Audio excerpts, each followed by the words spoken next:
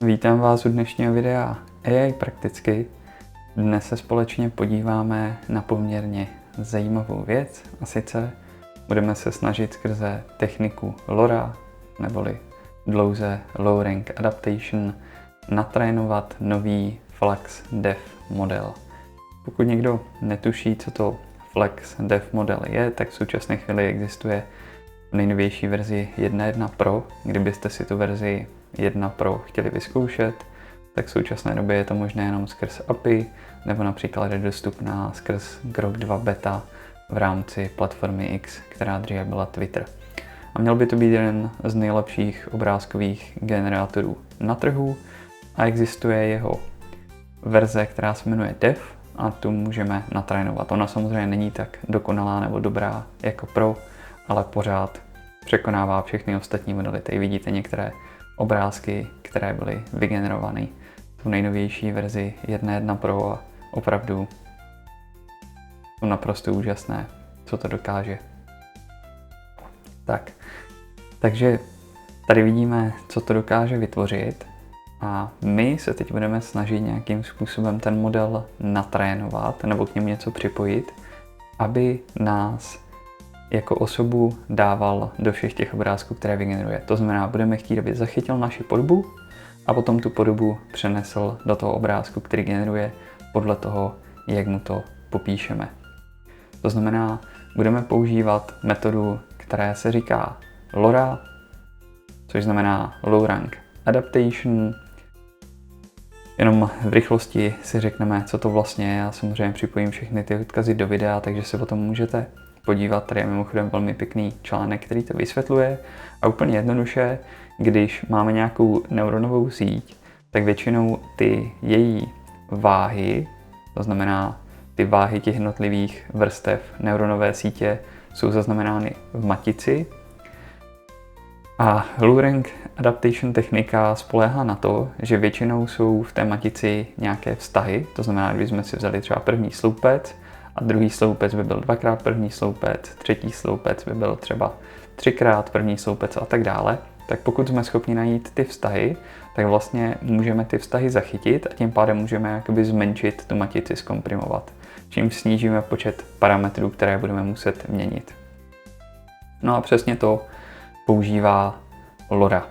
U LoRy se vždycky hovoří o takzvané rank, to znamená, jak velká je ta zmenšená matice. A čím vyšší ten rank máme, tím jakoby více jemněji dokáže ty parametry zachytit, dokáže zachytit jemnější nuance. Ale existuje spoustu výzkumů, které říkají, že kolem ranku 16 až 32 je to většinou nejoptimálnější a nemá moc smysl to měnit. Ale pojďme se ještě v rychlosti podívat, co to vlastně znamená. To znamená, my když vlastně trénujeme a měnili bychom ty váhy, tak pokud bychom to měnili, tady si ještě řekneme, že potom ten model zůstává nezměněný a my k němu jenom přičítáme ty váhy od LoRy. Což je velká výhoda, protože my tu LoRu můžeme k tomu modelu jenom připojit a když ho chceme přestat ovlivňovat, tak tu LoRu zase odpojíme. Takže to jenom v rychlosti. A teď poslední věc, kterou vám chci tady ohledně LoRy říct. Když vlastně zvýšíme rank té LoRy, tak ta matice, jak vidíte, se zvětší. Nahoře byla 1, tak tady byl jeden řádek, jeden sloupec. A tady, když máme 2, tak se zvětší. A tím pádem se samozřejmě zvětší i ta přesnost. Tady, když se podíváme, pokud bychom měli nějaké modely, tak jaké mají množství parametrů, když vlastně podle ranku té LoRy, tak vidíme, že normálně, když ten model má 7 bilionů parametrů a dali bychom rank 1, tak máme jenom 167 332 parametrů, které můžeme měnit. To znamená vah, které můžeme trénovat. To znamená 7 miliard a 167 tisíc něco je obrovská změna.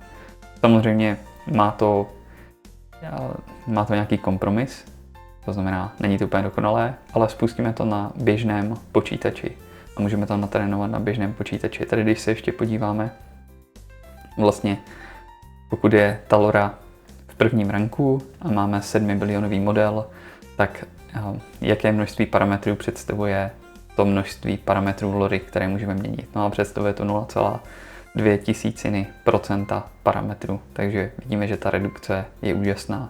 Samozřejmě my budeme používat lory někde okolo ranku 16 až 32, protože ty jsou potom schopné zachytit jakoby tu naši podobu.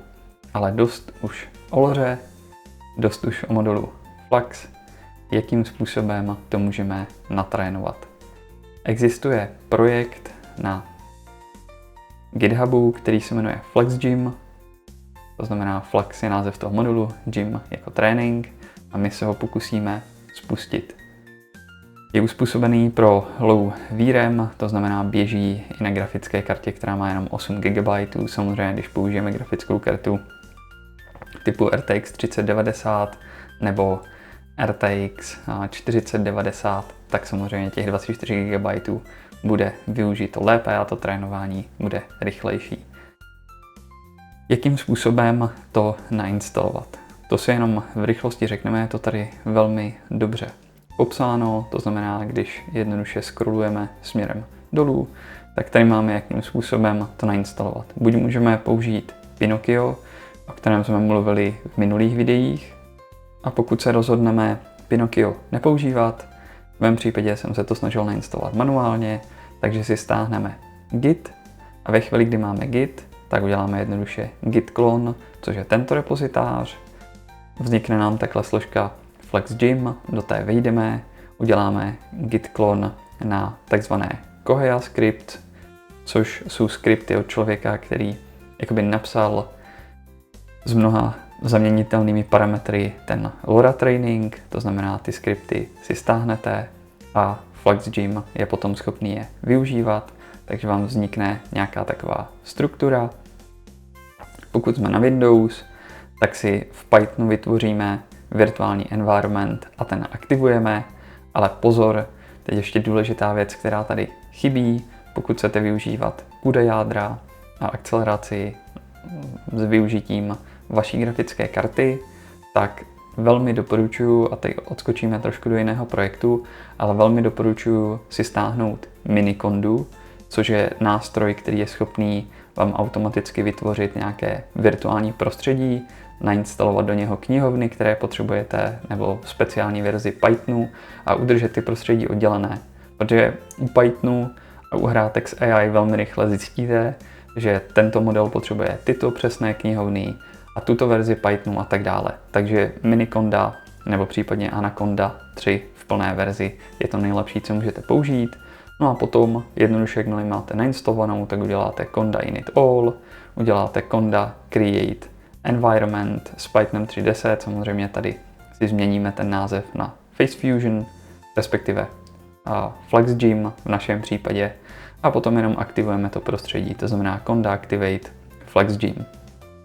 No a poslední věc, se kterou nám potom conda pomůže, je tady instalace akcelerátorů.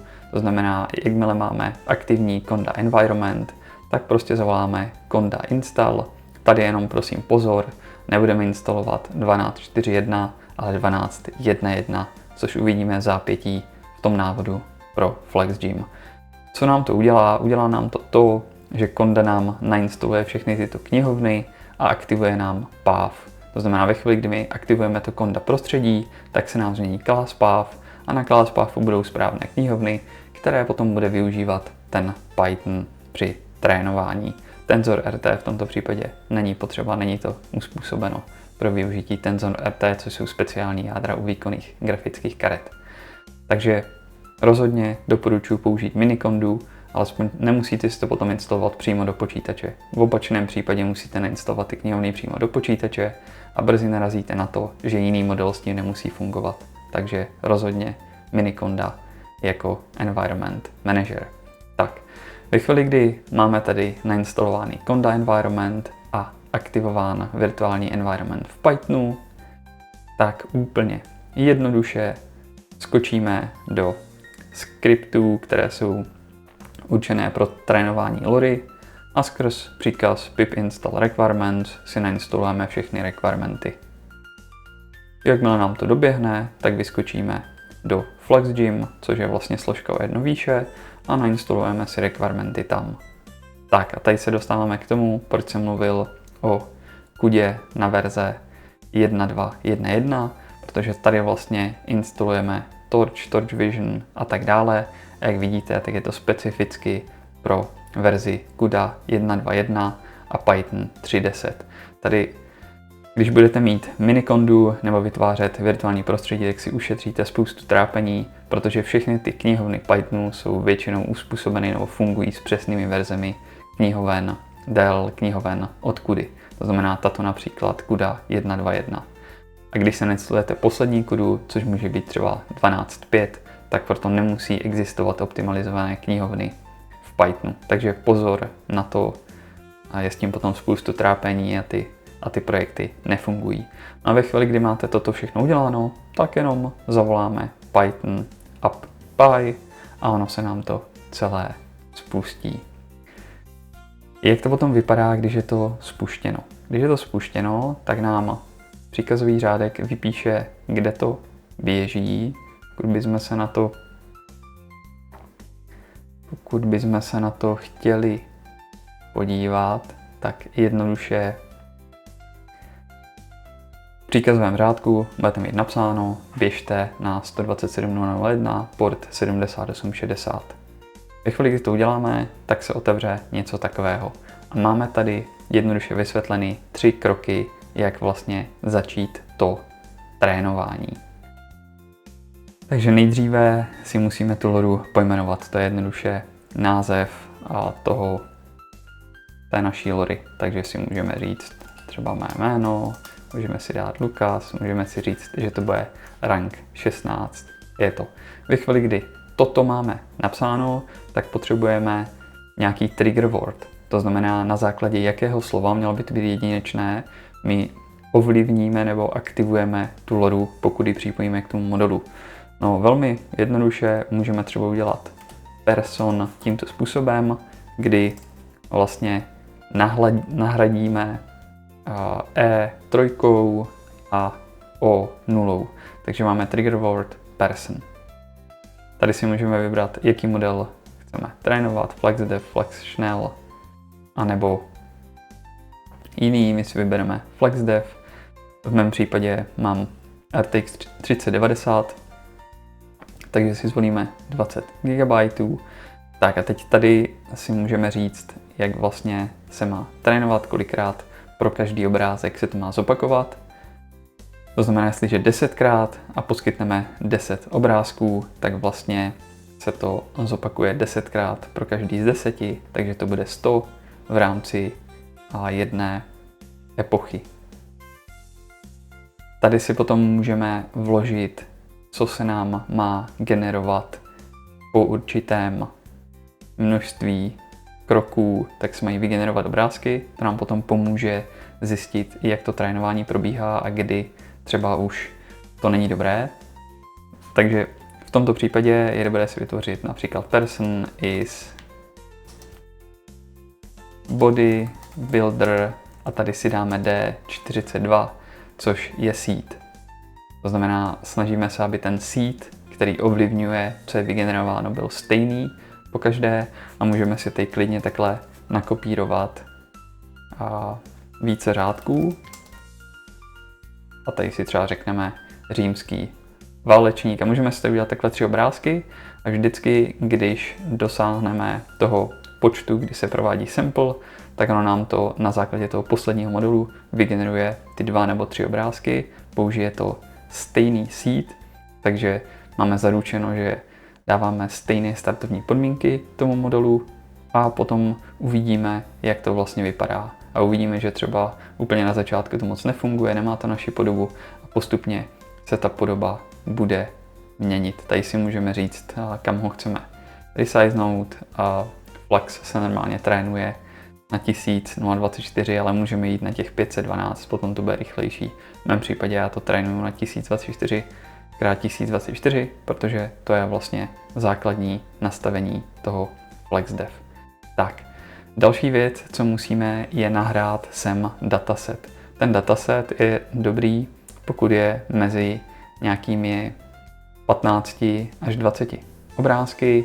Teď já jenom, když tady přeskočím vlastně na ten dataset a pokusili bychom se to zvětšit, teď ať to vidíte, tak vidíte, že tady mám nějakých 26 obrázků. Jsou to obrázky různé, kde vlastně jsem v různé pozici. Pokud chcete, aby tam byl dobře zachycený obličej, tak je dobré tam dát pár obrázků, kde vlastně je vystřihnutý obličej, ale je dobré tam dát i celé tělo a hlavně různé prostředí, různé polohy, různé úhly. Kolem těch 15 až 30 je tak optimální maximum těch obrázků. To znamená, ve chvíli, kdy máme toto, já to teďka zase přehodím na stranu, přepneme se zpátky do prohlížeče. Ve chvíli, kdy máme toto, tak my vlastně ty obrázky můžeme všechny vybrat, hodíme je sem a vidíme, že tady vlastně teď máme 20 obrázků, jestli počítám správně. Ano, takže máme 20 obrázků. A teď je tady model Florence 2, pokud bychom chtěli, aby nám přidal popis. My když to aktivujeme, tak ten model se podívá na ten obrázek, model Florence 2 od Microsoftu a popíše nám ho. Takže kdybychom si dali Add AI Captions, tak ono to chviličku bude pracovat, nahraje se nám to do grafické karty a vlastně nám to tady popíše to prostředí, což může jakoby tomu modelu Flex potom pomoci lépe porozumět tomu, co se děje. Tady máme person, a man walking towards an airplane. Takže tady vidíme, že nám vlastně to popíše a potom použije ten trénovací set společně s popisem a předá ho to modulu Flex. Velmi důležitá věc, všechny ty obrázky jsem manuálně změnil na 1024x1024. Když chcete dosáhnout nejlepších výsledků, tak to trénujte v 1024x1024 anebo 512x512. Potom to musíte změnit tady. Ale nejlepších výsledků, tím, že i ten základní Flex model byl trénovaný na 1024, dosáhnete na 1024. Tady vidíte ten trénovací skript, jak se vlastně spustí. A teď poslední věc, kterou vám chci tady ještě říct, než se podíváme na ten výsledek, tak je Advanced Options. To znamená, tady vidíme seed, ten jsme nastavili na 42. Potom, co je tady důležité, je Save Every an Epoch. To znamená, že probíhá trénink a vždycky, když se dosáhne určitého počtu epoch, tak se uloží jakoby meziprodukt. To je dobré, protože vám to vždycky třeba za 10 epoch vygeneruje obrázky, tak je dobré si to nastavit na 10 epoch, aby se s těmi obrázky uložil i ten LoRa model. Protože potom budete vědět, který se vám líbí nejvíce, můžete si ho vzít.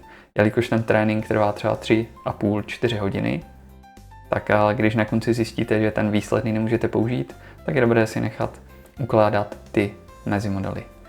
Tak tady máme LoRa rank a většinou optimálně být někde mezi 16–32.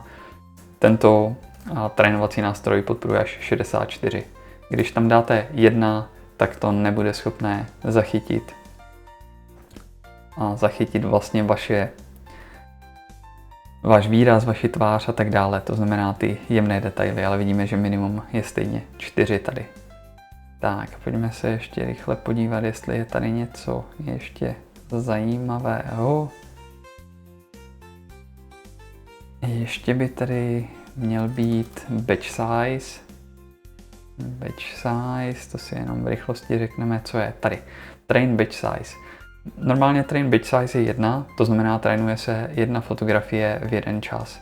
Ale pokud máte dostatečně výkonnou kartu, tak si batch size klidně můžete dát 4 nebo i 8. A potom vy tomu modelu pomáháte pochopit lépe, jak vlastně ty obrázky se mění z různých pohledů, protože on si vezme zároveň 4 fotografie a trénuje se tak na tom, takže potom chápe, jak se třeba lépe ten člověk zasadí do prostředí a jak lépe zachytit jeho pohyb a jeho postavu, rozložení proporce a tak dále. Takže to může potom pomoci kvalitě toho modelu. No a jakmile toto všechno máte vyplněno, tak jenom prostě stisknete train a čekáte 3,5 až 4 hodiny, než se dokončí na RTX 3090, případně třeba 2 hodiny na RTX 4090, než se dokončí trénink. Takže tolik k tréninku, ale teď už dost bylo dlouhého povídání. Pojďme se podívat, co potom vy vlastně můžete vygenerovat. Teď, když si to přiblížíme, tak jsem spustil Swarm UI, to předpokládám znáte, probírali jsme ho v minulém videu. A pod Swarm UI nám běží Conf UI.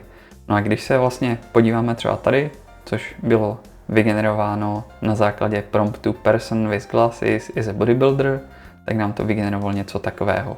A já už tady mám vlastně, jak vidíte, přednastavené ty parametry, tak toto je například Laura rank 16, takže dejme tomu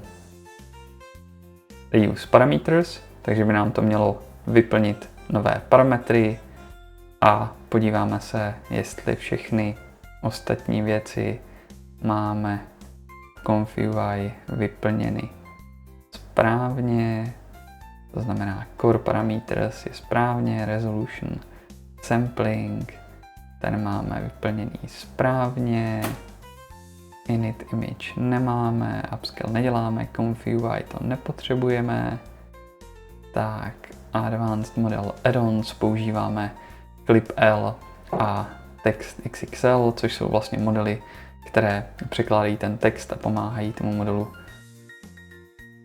to pochopit, takže to máme všechno dobře nastavené, to jsme přepoužili z obrázků, model máme taky zvolený, Flux, Dev a máme aktivní Loru, to vidíme tady. Tak super, tak pojďme zkusit stisknout Generate, vygenerujeme si něco stejného, změnili jsme seed na náhodný, takže bychom měli dostat nějaký nový obrázek. Tak uvidíme, co nám to vytvoří.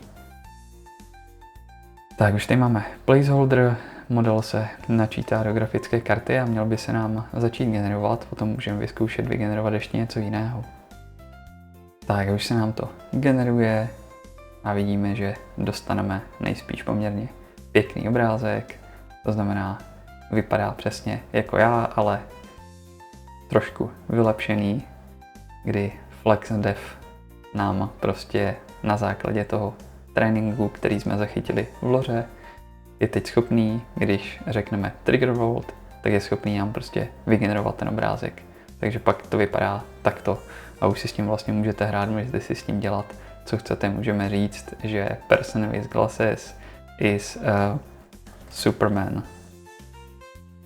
A dáme Superman, dáme generate a podíváme se, co nám udělá. Samozřejmě ten popis, když použijeme podstatně lepší, tak to potom bude vypadat jinak.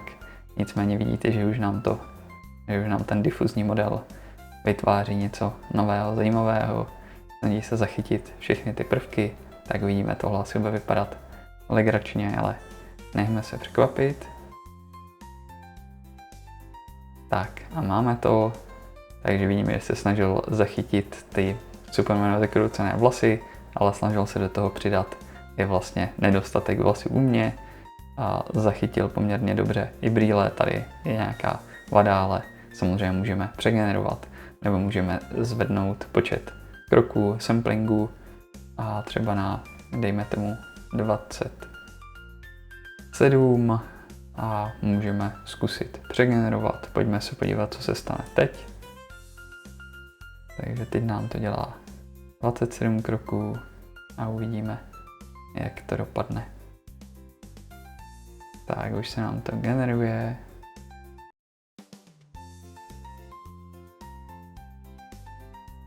Už téměř. Tak stále se nám to generuje. Tak tomu dáme ještě chviličku.